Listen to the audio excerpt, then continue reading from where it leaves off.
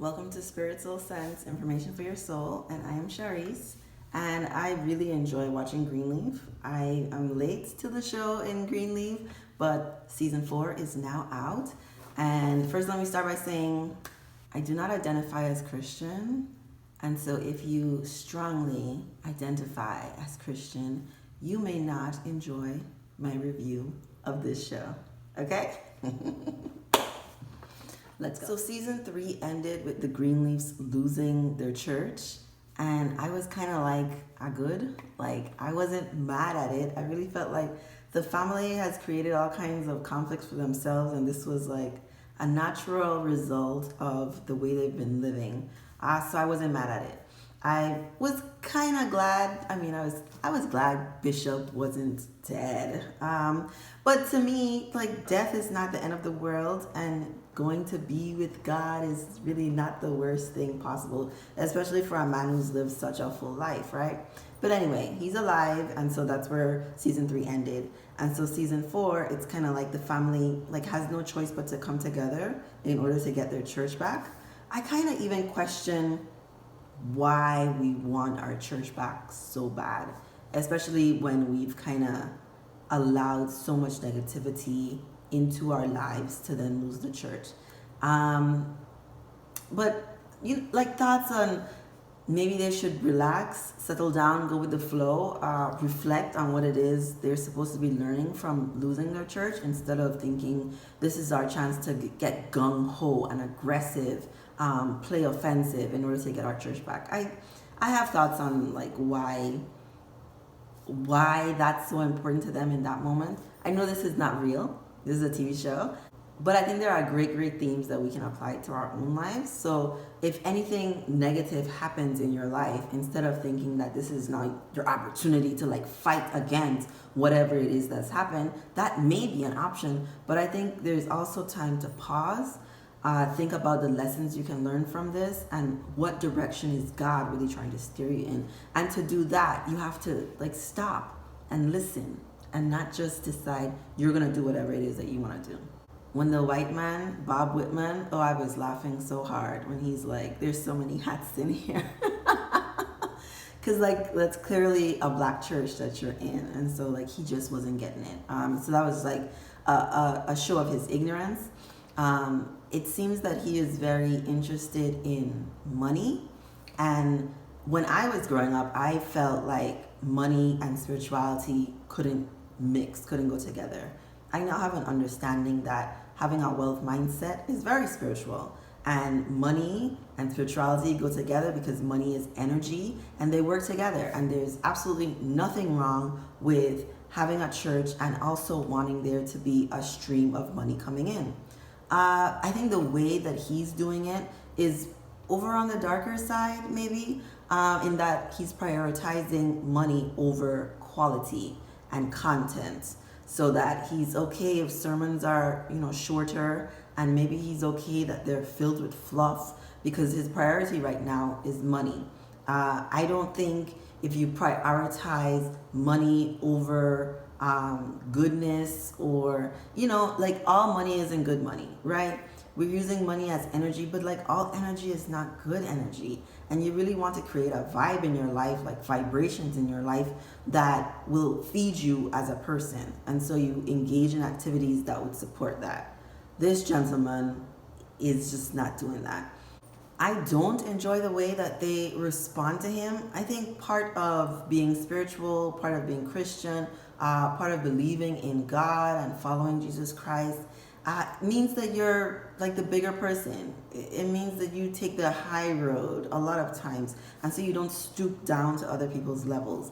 And I feel like Bishop and May, and the way that the whole family is plotting against harmony and hope, even if they don't have the best interest, I feel like they are stooping to another level. And so I would caution us all that there are ways to get the things we want in life that don't involve creating the same kind of chaos that someone has brought to us. We don't have to meet chaos with chaos. There's always different ways to solve a problem. And if you sit still enough, long enough, and listen, you will get some information about directions that you can go that will be in your best interest. As the episode progressed, there was Aaron calling Gigi and him sharing with her that, he thinks it's a great idea that change is happening. And I completely agree with him. I think the family was festering a lot of secrets for a long time. And like now's a great opportunity for them to do things differently. It seems that they're still doing things in a very similar way. Like with Gigi, like acting holier than thou all the time, and everyone's like playing their roles and thinking that their life should be a certain way and like they're entitled to certain things. And I wish they would embrace the change more. Like their lives are different now. They're not the owners of the church. They're not the ones leading the ministry, and maybe that's okay. And I think that's the part that's missing. And I think that's like an important part in all our lives. Like just asking yourself, like maybe, like pausing to then question what is happening right now. Is it in my best interest? What is it that I can be learning from here? Because like change is the one thing that's constant in all of our lives. And I think the best thing we can do is embrace it, or else we're just aiding in our own suffering, our own misery. A really interesting character to me to watch is Carissa. Carissa and Jacob have like this really interesting relationship dynamic. I did a video on them, and I really just feel like Carissa has all of this masculine energy. Her husband also has a lot of masculine energy, and when those two things come together, they're unbalanced. And so there's just like this lack of balance in their lives. There's like a lack of trust, and she is so like set on, this is what my life should look like. This is how my husband should be. And if it's not this way, it's not good enough. Like, okay. And so she was like really aggressive with Gigi, like really aggressive with Charity. And I'm just like, I wish she would calm down. I wish she would just like sit in her feminine energy, use a lot of her wisdom and intuition in a way that's supportive of everyone in her life. Because right now, all she's doing is like banging, like, she's like a bull, like charging through, and there's no subtlety, very limited femininity in a lot of the things that she's doing. And like we can see how she, as the woman, being with Jacob and their unit not being like something that's strongly held together, has affected their marriage, right? Jacob cheating, Zora and her abusive relationship, like all of these things are related. And I mean, I don't expect her character to change much because I know she plays like a supporting role. I don't expect like her to have much introspection here. I like thought Jacob was, standing in his head of the household role, but they just have like this dynamic that it doesn't even work. Like what it is not even working because they're not happy. Like they don't have the life that they want. It's not working. Maybe they need to go back to counseling. Maybe they need more like spiritual counseling or something. Because like watching them is just, it's just so sad. A character that I'm really concerned about is Charity, because there's been so much happening in her life. Like first she finds out her husband is gay, and then she gets a divorce. Like all of those things can be like quite traumatic. Her whole life is different now. Then she was dating that like one music guy who wasn't that into her, and then like I think that rejection kind of just pushed her over the edge, and we had like the drugs and the drinking, and she is just not well. But I think all those things happening in her life in adulthood really stems from a lot of the things that happened in childhood. Like a lot of us, like we're adults, we all come with our own baggage, things that we have to work on. She had like that one moment with Iyanla. I don't think it was enough, because now Charity has presented herself to this guy, Phil, I think, who, she's talking about her family in a way that has now opened up the floor for this man to think that he could ask her a question about going against her family. Like the idea that someone can ask you, think you would be open to going against your family, is just like mind-blowing. And then not only does he ask, but in time, she agrees. Like she agrees in order to get the validation that she's seeking to go against her family. And I only see bad things happening for Charity, and I really think it's gonna get in the way of like the family trying to get the church back. Does the family need the church back? That's really one of my big questions. I really don't think they do.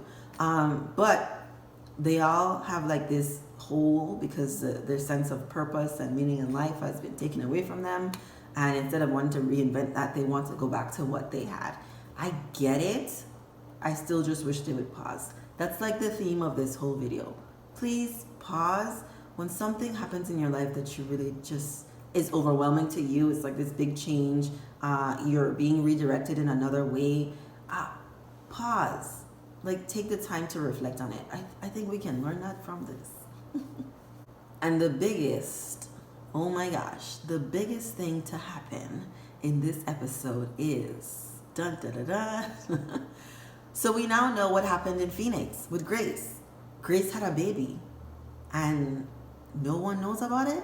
I imagine no one knows about it because I feel like someone would have whispered something at some point in time, but she didn't leave. Did she? I mean, she didn't just leave because Mac was abusing her sister, right? She left because she was pregnant with Noah's child. And now, what has been happening? There's so many questions. What has happened all these years? Like, why is his name AJ? Like, is he a no, he can't be a junior because Noah is Noah. And how does he know Noah is his father? How is Grace telling her mother that she is like so tired of keeping the secret that, you know, she's Lionel's daughter and Aaron's sister, but she is having like but she has a whole secret about a child that nobody knows about? That secret doesn't bother her? Why is there so much shame? I mean, I guess she was like 18, 19, maybe 20 something. So much shame around having a baby. I mean, like, I get it. I get it. Because, like, she was a preacher's kid and, like, called to ministry. But, like, what? This family has so many secrets. And it would make sense that Grace would resort to secrecy when she feels like there's nowhere she can turn to. But what in the world? Grace has just been, I mean, such a hypocrite. I really feel like all the times watching Grace, I'm like, you are such a hypocrite. And you really need to like take some time with the Bible and Jesus and something. Because, oh my gosh, the way she's been living her life. In my other video, I talk about like her dating that guy. I don't know if he's going to come back in this season. I forgot his name. The really tall gentleman who she's been seeing who's like not interested in church. Grace, you want to pastor a church. How are you going to date a man who's not interested in church? I don't know what she's doing. I'm so confused. But I cannot wait to see how this plays out. I really enjoy Greenleaf, if you can tell, you know? So, oh my gosh. Come back for my thoughts on episode 2 next week. Thank you for watching.